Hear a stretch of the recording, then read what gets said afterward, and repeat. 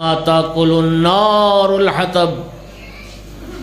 رسول اللہ فرما رہے ہیں میرے بھائی علی کی محبت گناہوں کو ایسے کھا جاتی جیسے آگ خشک لکڑی کو کھا جاتی۔ میرے محترم سامعین، امیر المومنین علیہ السلام واحد ہستی ہیں۔ نبی کریم نے فرمایا من کتب فضیلتا من فضائل علی ابن ابی طالب، جنہیں لکھنا آتا ہے نا،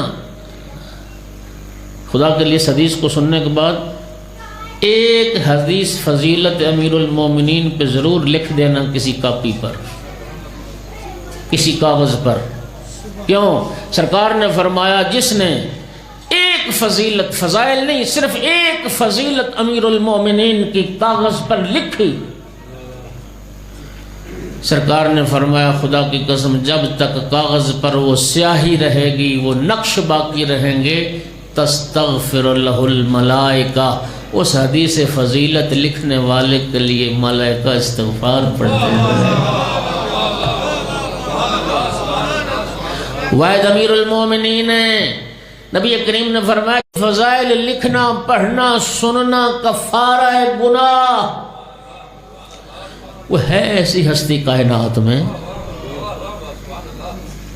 اور مومنین اگلی بات بھی سنیے، بعد از پیغمبر اکرم کائنات کی سب سے افضل و اعلیٰ کوئی ہستی ہے تو امیر المومنین علی ابن ابی طالب علیہ السلام کی ہستی۔ مجھے نا بڑا تعجب ہوتا ہے، بلکہ تعجب نہیں، مجھے دکھ ہے، پتہ نہیں لوگوں نے کیا فضیلت کا معیار بنایا ہے، اور پتہ نہیں کس بنیاد پہ کہا کہ رسول اللہ کے بعد سب سے افضل فلاں ہے۔ کوئی معیار فضیلت بھی تو بیان کرو، کس بنیاد پر، کس بنیاد پر؟ میں صرف حوالہ دے سکتا ہوں، آگے بڑھ جاؤں گا۔